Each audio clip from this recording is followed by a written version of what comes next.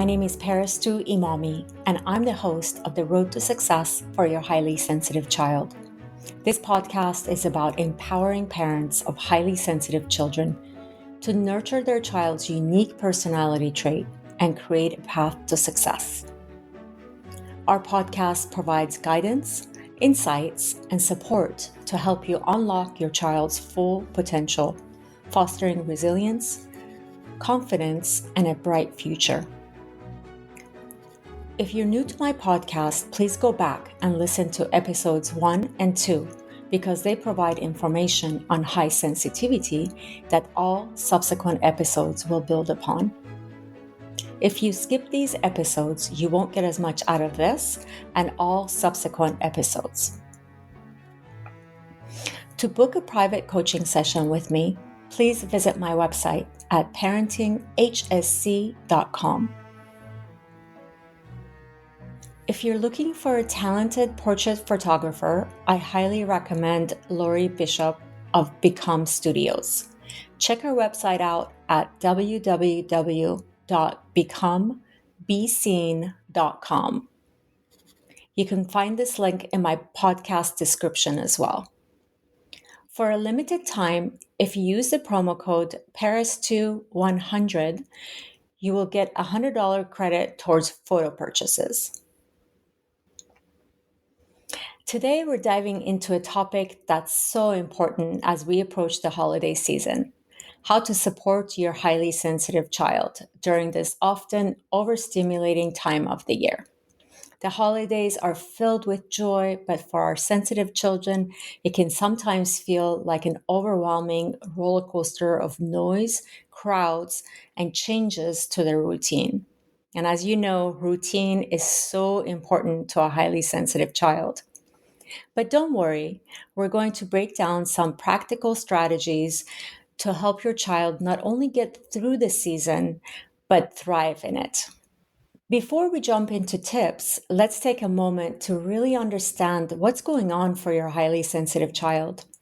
The holiday season is full of heightened sensory experiences: bright lights, loud music, crowds, lots of new people, and food that might be outside of their typical diet.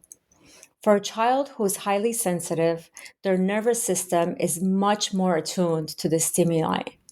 And what might feel festive and fun for others can become a source of distress for them.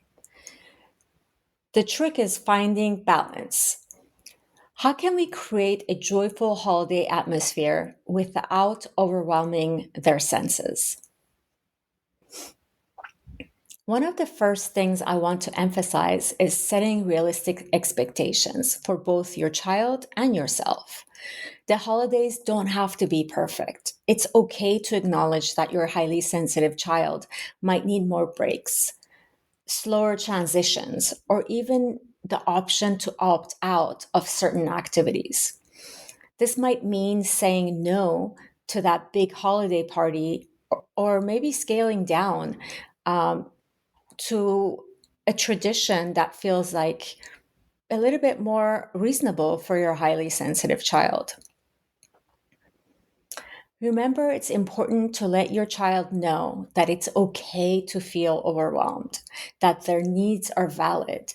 If they need to retreat to a quiet room, allow them to do so without guilt, or perhaps offer them their over-the-ear noise cancellation headset so that they can, take part in the activities without being overstimulated.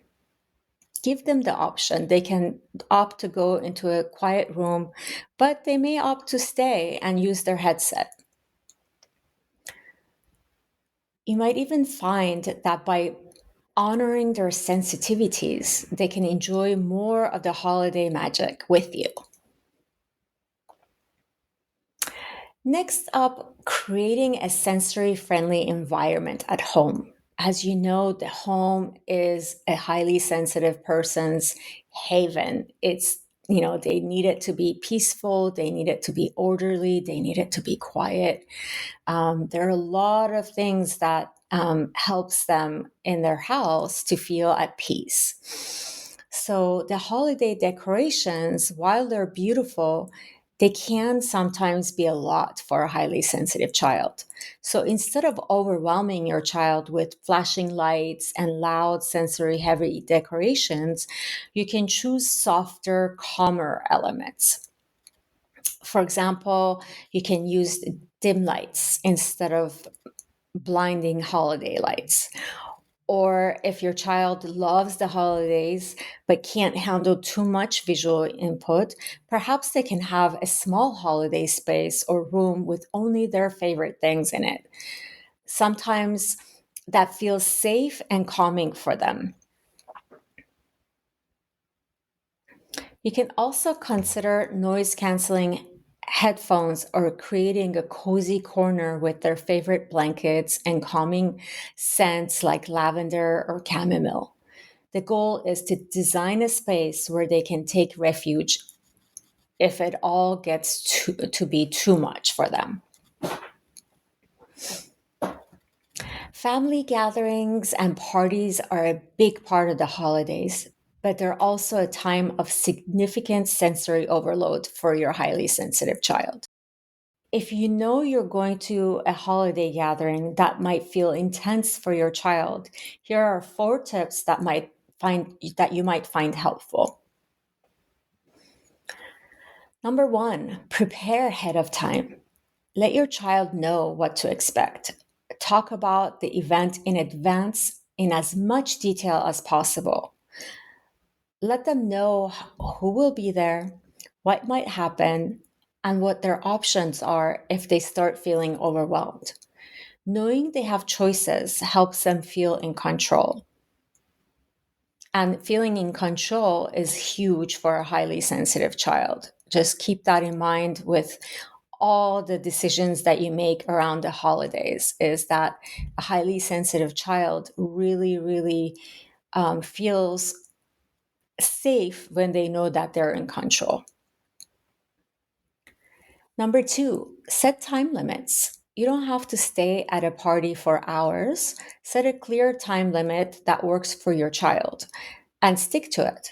You can also use a visual timer to show how much time they have left at the party. Number three is create exit strategies.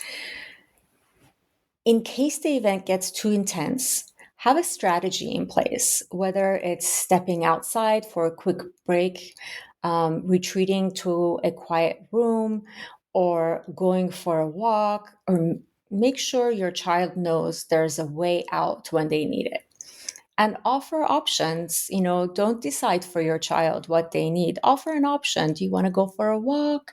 Would you rather go and sit in a room and have some quiet time? Would you like to go sit in a room and read? Would you like me to stay with you in the room, or would you like to be alone?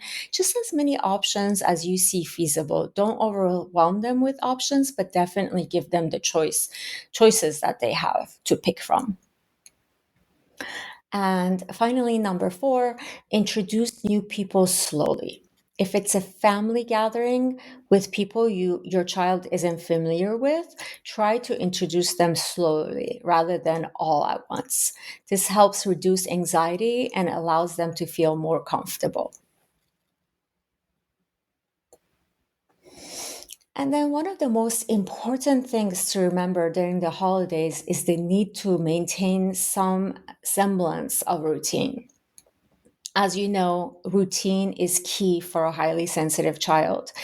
And while it's tempting to let everything go and just enjoy the chaos of the season, highly sensitive children thrive when they know what to expect. So try to keep meal times, bedtimes, and other key routines consistent, even if the overall schedule changes. If your child has a favorite bedtime ritual, don't skip it. Just because the holidays are busy, be mindful of what your child needs. Keeping those small, comforting rituals in place can make a huge difference in their emotional stability. Another way to make the holidays feel more manageable is by incorporating low key creative activities. Holiday crafting, baking, and other calm, hands on activities can help your child channel their emotions and creativity in a way that feels safe and contained. As you know, highly sensitive children are extremely creative. So by now, you know where their creativity lies. So you can customize the activity that you're going to do based on where your child's creativity lies, whether that's in drawing or making, like doing crafts or whatever it is. You can go ahead and incorporate the exact thing that they're creative about. Um, so you can work on making ornaments, baking cookies, or even setting up a holiday story time. These kinds of activities allow them to feel involved in the holiday celebrations without the intensity of external stimuli. Finally, I want to talk about emotional validation. This is my most favorite topic because, as you know, if you know my history, you know that as a child, my emotions were not validated. And it's so important to teach your child to process their emotions. And it all starts by you validating that their emotions so that they can feel safe with having any of the emotions that they have. So this holiday season, make sure your highly sensitive child knows that their emotions are normal and acceptable. If they feel overwhelmed, anxious, or just off, don't dismiss these feelings. Instead, acknowledge them and offer empathy. Sometimes just hearing, I understand that this is a lot for you right now, can make all the difference. Allow them to express their feelings and give them tools for self regulation, like deep breathing, somatic techniques, or finding quiet space to regulate their nervous system. I'm going to deviate a little bit right now and just cover a topic that comes up often. So, I often get asked, what does it mean to regulate my nervous system? So, let me explain. Regulating your nervous system refers to the process of managing your body's physical and emotional responses to stress, stimuli, or challenging situations. The nervous system plays a crucial role in how we react to the world around us, influencing everything from our heart rate and breathing to our thoughts and emotions. When the nervous system is dysregulated, we might experience heightened stress, anxiety, or difficulty concentrating, whereas a well regulated nervous system helps us respond to stress more calmly, think clearly, and maintain emotional balance.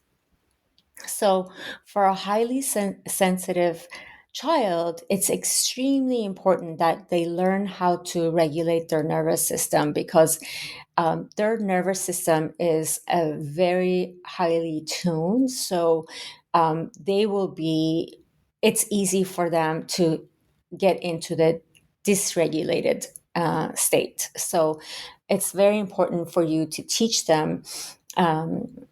Things like somatic practices that I've talked about in one of my episodes. Somatic practices are actually the most helpful for highly sensitive children. So I highly recommend that you learn about somatic practices.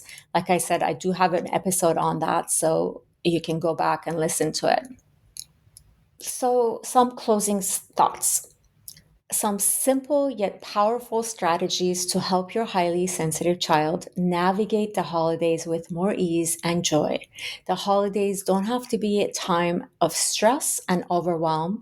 With a little planning, empathy, and patience, you can help your child thrive during this busy season. As always, take care of yourself too, because when you're at your best, you're able to support your child even more effectively. As we wrap up today's episode, I want to remind you that you have the power to create a bright and successful future for your highly sensitive child. Embrace their uniqueness, nurture their strengths, and provide them with the love and support they need. Together, we can pave a path to success that aligns with their sensitivity. Thank you for joining us today, and remember, you're not alone on this journey. We'll be here with more insights and inspiration in our next episode. Until then, keep believing in your child's potential because they truly are extraordinary. Stay tuned, stay inspired, and stay committed to setting your child up for success in life. If you enjoyed this episode and found it helpful, please leave a review, share with other parents, and reach out to us with any topics you'd like us to cover in the future. To book a private coaching session with me, please visit my website at parentinghsc.com.